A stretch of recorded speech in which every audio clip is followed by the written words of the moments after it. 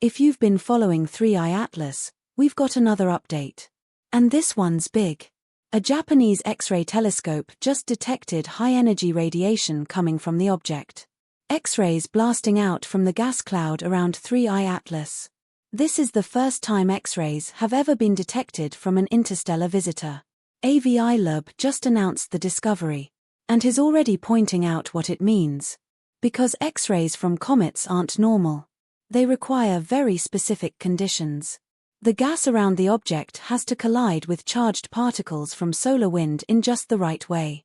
So either 3I-ATLAS is producing X-rays naturally, which tells us something about what it's made of, or it's doing something that comets aren't supposed to do. And that's the question we need to answer. The discovery: here's what happened.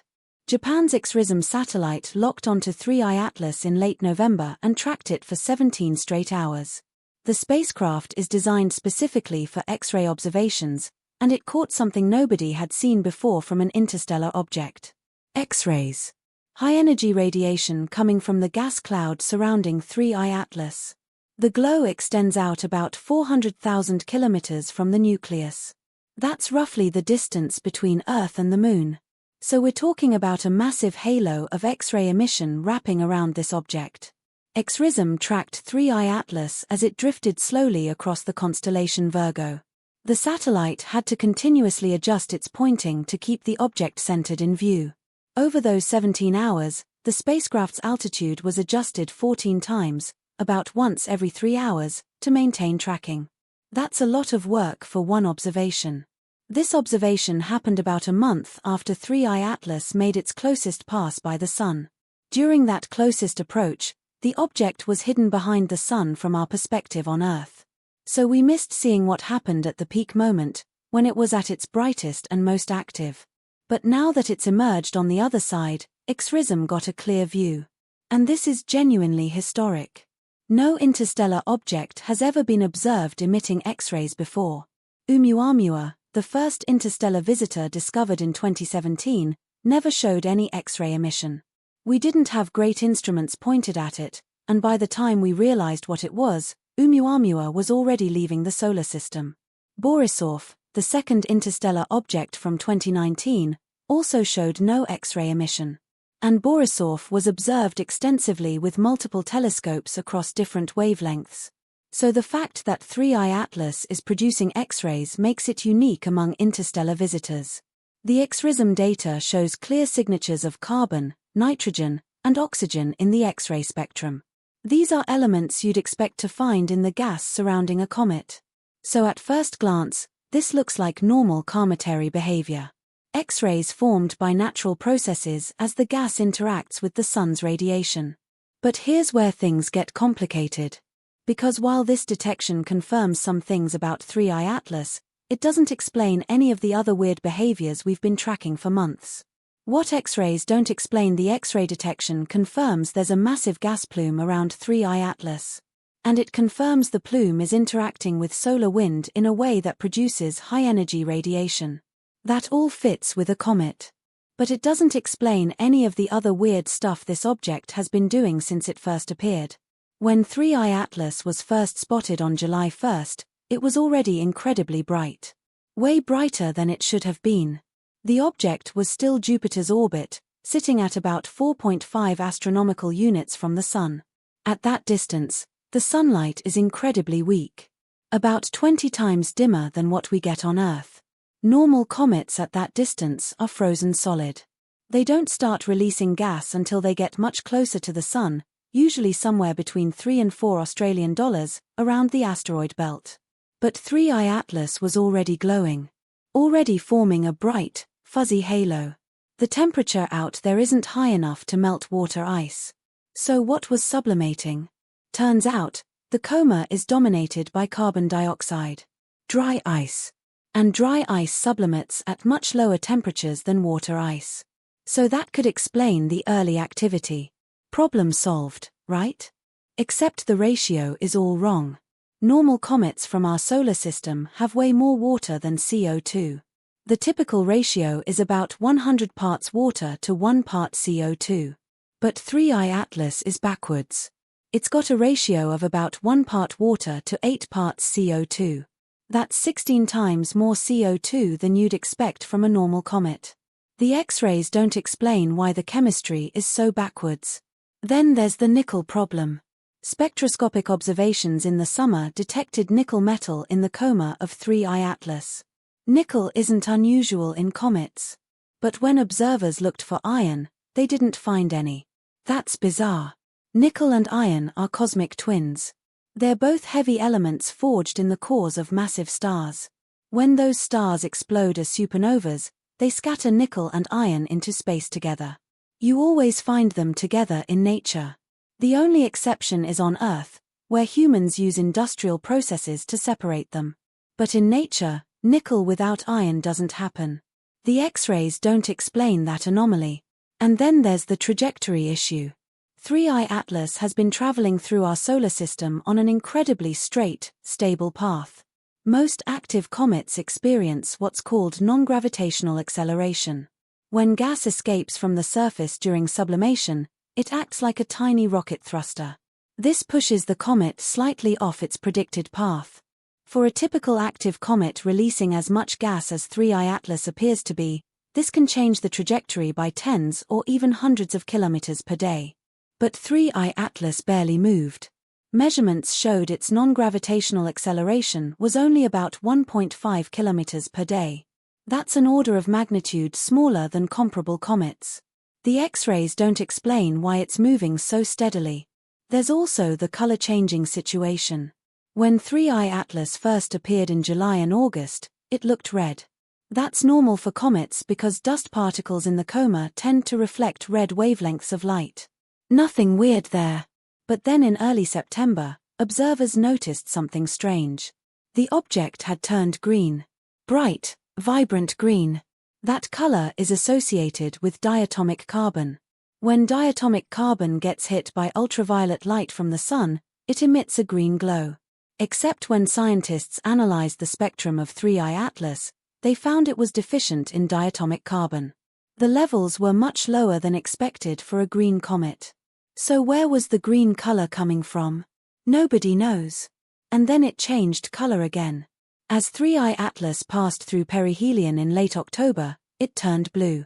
Blue comets are incredibly rare.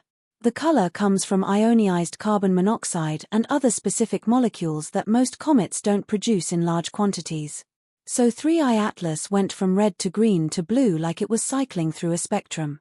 Each color requires different chemistry, different conditions. The X-rays don't explain that either. And let's talk about the tail geometry. When 3I-ATLAS first started showing a tail in August, something was wrong. The tail was pointing toward the sun instead of streaming away from it like normal. This is called an antitail or sunward tail. They're extremely rare. For 3I-ATLAS, the sunward tail persisted for weeks. Later, a normal tail did develop, pointing away as expected. So now it had two tails. One pointing toward the sun, one pointing away. The X-rays don't explain that weird geometry. So when you add it all up, yes, the X-ray detection is consistent with 3I-ATLAS being a comet. But it's consistent with a comet that doesn't behave like anything we've encountered before. And that's exactly why AVI-LUB has been paying such close attention to every new piece of data. Why LUB is paying attention? AVI-LUB is a Harvard astrophysicist who made headlines in 2018 for a controversial paper about Oumuamua. He and a colleague suggested the object might not be a natural asteroid or comet. Instead, it could be an alien light sail. A thin, reflective structure designed to be pushed by starlight, built by an extraterrestrial civilization. The idea wasn't random. Oumuamua had some genuinely strange characteristics. It was moving too fast. It accelerated as it left the solar system without showing any visible outgassing. Its shape appeared to be extremely elongated based on how its brightness changed over time.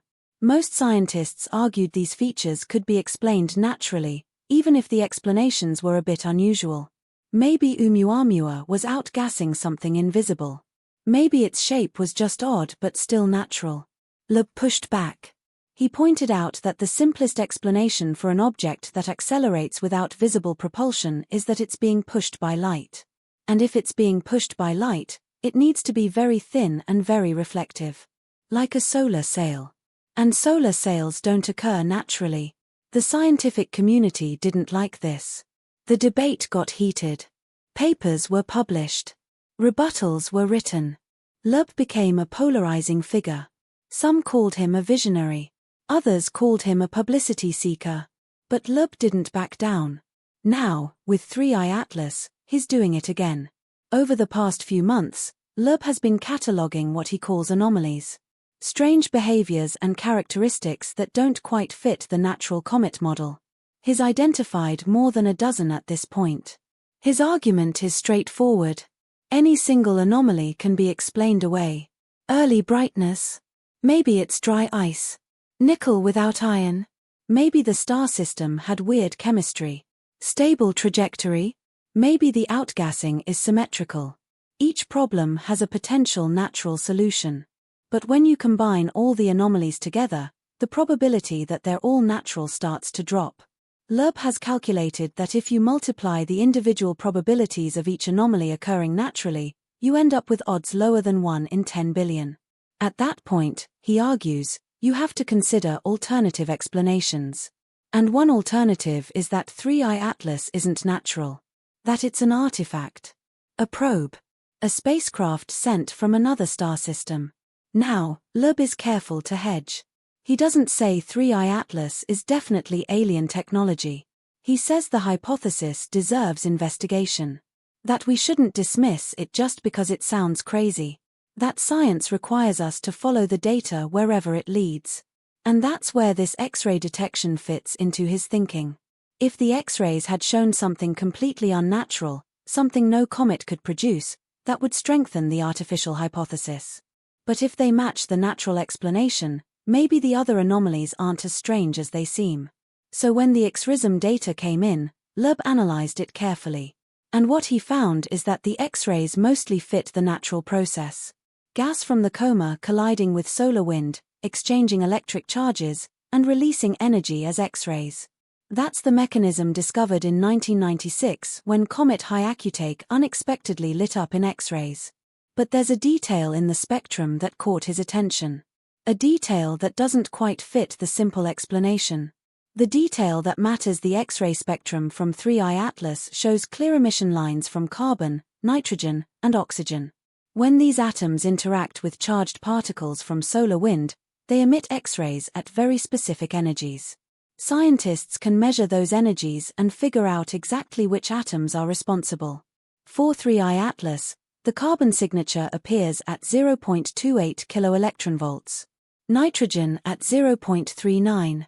Oxygen at 0.53. These are the expected values for what's called charge exchange emission. It's a process where electrons jump between the solar wind particles and the atoms in the comet's coma, releasing energy as X-rays. So far, this all matches the natural explanation. The elements are right. The energies are right. The mechanism makes sense. Please like and subscribe channel.